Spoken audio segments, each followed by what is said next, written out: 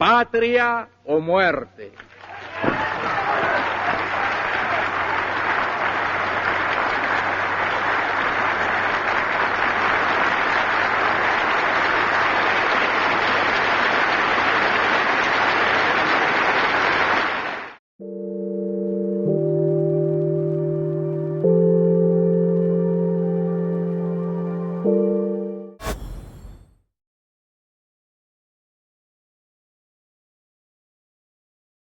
Episode 12, After Empire, The Long Now. 1. The Thinning of Time. History does not end. That was the mistake of the philosophers in the 1990s, who thought that because the Berlin Wall fell, time itself had stopped. They confused the end of a specific conflict with the end of friction. But history does not end. It thins. What follows the era of collapse, the era of empire, the era of reform, and the era of survival is not a climax. There is no final battle where the forces of light defeat the forces of darkness. There is no grand parade. What follows is dilution. The fading of urgency. The stretching of consequence across spans of time too large for the primate instinct to grasp. Chapter 12 is not dramatic by design. Drama belongs to scarcity. Drama belongs to the adrenaline of the fight-or-flight response, the panic of the shortage, the terror of the bomb. This chapter belongs to continuity. And continuity, when observed closely, looks like boredom. It looks like peace. 200 years pass without announcement. There are no centennial celebrations in the great plazas of Lagos or Sao Paulo. There are no fireworks over the Atlantic. There are no founding myths taught to children about a war of liberation. There are no sacred dates.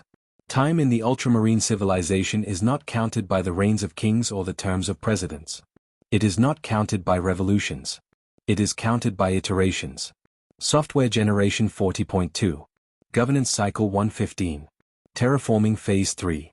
Project horizons are no longer measured in the 4-year spasms of an election cycle. They are measured in centuries.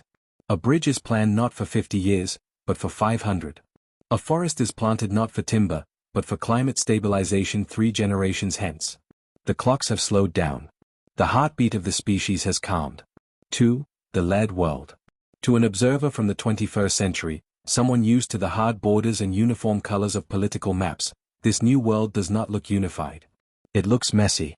It looks organic. It looks lead. There is no global government that dictates the price of bread in Mumbai or the zoning laws in Lisbon. The ultramarine state is not a monolith, it is a substrate. It is the operating system, not the app. Languages persist. In fact, they have multiplied. Without the crushing pressure of imperial monocultures, dialects have bloomed like wildflowers. Cultures diverge. Aesthetics fragment and recombine in dazzling, confusing patterns.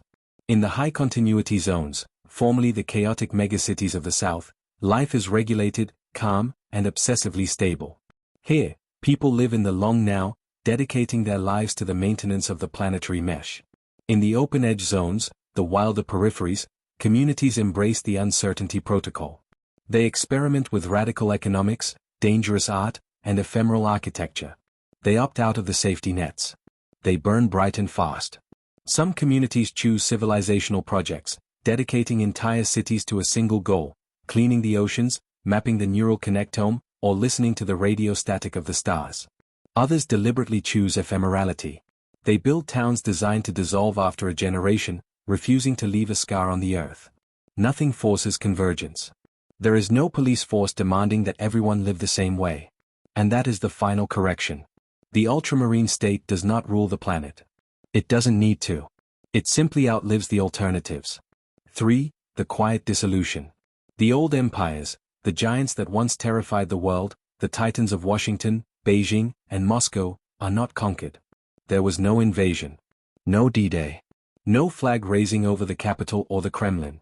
They simply failed to reproduce themselves. They died of irrelevance. The United States did not fall in a civil war. It dissolved in a fog of legal obsolescence. The federal structure, paralyzed by gridlock and debt, simply stopped delivering value. States began to bypass Washington, signing direct integration treaties with the ultramarine mesh. The dollar lost its utility not because it was attacked, but because the new algorithmic currencies were faster, fairer, and cleaner. Slowly, over decades, the United States became a heritage designation. The flag became a historical artifact, taught in schools, archived in museums, occasionally aestheticized by fashion designers who found its stars and stripes retro. The territory remained. The people remained. But the empire evaporated. China fractured asymmetrically. Not along ethnic lines, the party had feared that for centuries, but along temporal ones. The coastal megaregions, Shanghai, Shenzhen, Hong Kong, integrated into the fast, adaptive, long-horizon governance of the ultramarine trade routes. They moved into the future. The interior zones, heavier with tradition and slower to adapt, preserved shorter cycles. They became museums of the 20th century. There was no civil war. There was divergence. A quiet decoupling of timelines. Russia faded most quietly of all. Its mythic engine, the story of the Third Rome, the story of the besieged fortress, stalled when no one was listening anymore. The ultramarine world didn't attack Russia, it ignored it. It routed around it. Without an enemy to fight, the Russian state lost its reason to exist. The territory remains, vast, cold, beautiful. The memory remains, deep, tragic, soulful. Power does not. End of empire is anticlimactic. And that is the point. Violence becomes rare not because humans improve morally. We are still the same aggressive primates who painted caves. Violence becomes rare because it becomes inefficient. There is nothing left to seize that cannot be rendered obsolete faster than it can be conquered. Oil? Irrelevant. Fusion and solar have made energy too cheap to fight over. Territory? Virtualized. Value is created in the mesh, not on the dirt. Population? Mobile. If you invade a city, the talent simply migrates digitally instantly, leaving you with empty buildings. Force loses its leverage. You cannot threaten someone who has options. 4. The aesthetic of belief. The ultramarine civilization does not celebrate atheism anymore. That was a phase, a necessary cleansing fire to burn away the weaponized myths of the 21st century. It does not need to be militant about godlessness. Belief survives, but it is transformed. It is no longer a set of truth claims about the physics of the universe. It is no longer my God created the world, and yours didn't. It is an aesthetic commitment. People choose symbolic systems the way earlier eras chose art movements. You might be a Christian for a decade, exploring the aesthetics of forgiveness and liturgy. Then you might shift to a neo-Stoic framework. These choices are intentional, temporary, reversible. No child is born into metaphysics. No baby is stamped with a religion in the hospital. Adults inherit uncertainty, and they choose meaning consciously. Post-religion does not mean emptiness. It means authorship. 5. The classroom of the real. Education is the system's quiet triumph. If you were to walk into a classroom in this era, perhaps a bamboo and glass structure in the reforested Congo basin, you would not hear national anthems. You would not hear the names of generals. Children are taught how systems fail. They study the collapse of Rome, the Maya, and the 21st century carbon civilization. They learn to spot the cracks before they break. How narratives manipulate. They dissect propaganda the way biology students dissect frogs. They learn how music, rhetoric, and imagery bypass the logical brain. How incentives distort. They learn that if you pay a doctor to perform surgery, you get more surgery, not more health. How time scales dwarf instinct. They are taught to feel the difference between a year, a decade, and a millennium. They are not told what to value. That is for them to decide. They are taught how values behave under pressure. As a result, charisma loses power. The demagogue, the populist, the screaming leader on the balcony, they have no effect on a population inoculated against rhetoric. No figure can claim destiny. No leader can claim inevitability. Even the founder, the woman who started it all, becomes a footnote. She is not worshipped. There are no statues of her in the squares. Her face is not on the currency, there is no physical currency. Her name survives only in annotations in the code, or in the metadata of the legal frameworks. This was deliberate. She knew that continuity cannot afford saints. Saints are brittle. Saints can be toppled.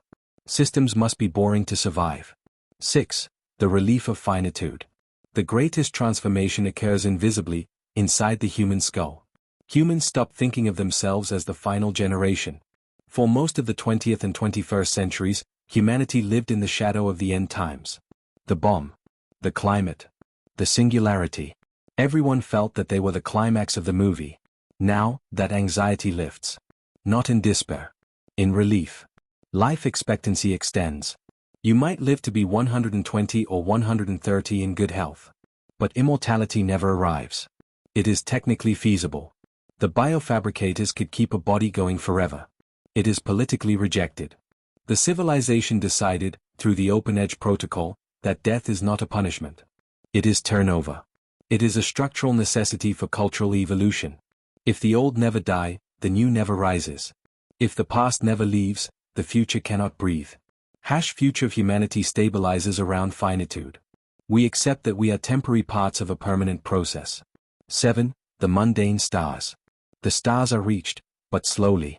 There is no warp drive breakthrough that gives us the galaxy overnight. There is no conquering fleet. There is replication.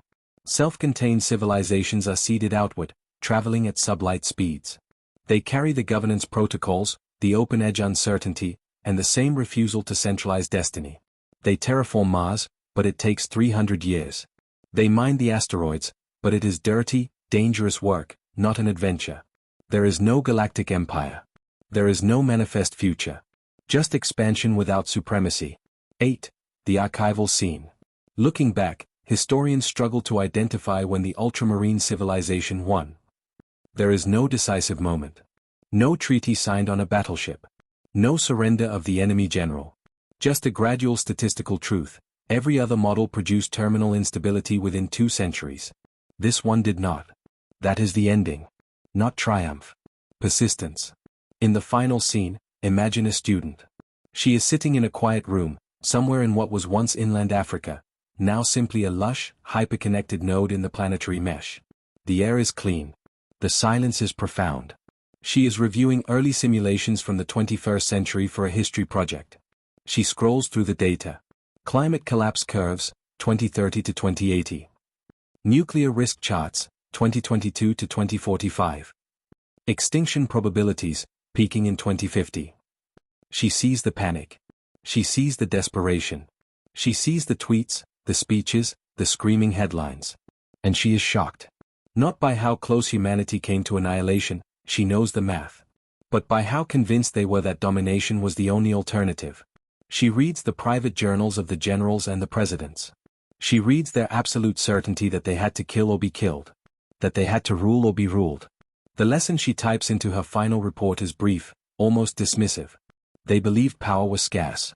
They believed meaning required suffering. They believed survival demanded empire. She pauses, looking out the window at a world that has disproven all of it. None of that proved true. Humanity did not ascend to godhood. We didn't merge with the AI. We didn't transcend our bodies. We stabilized. And in doing so, we discovered something no empire, no religion, no ideology ever allowed us to see clearly. The future is not a prize to be won. It is a process. And processes do not end. They are either maintained, or abandoned. The ultramarine civilization remains.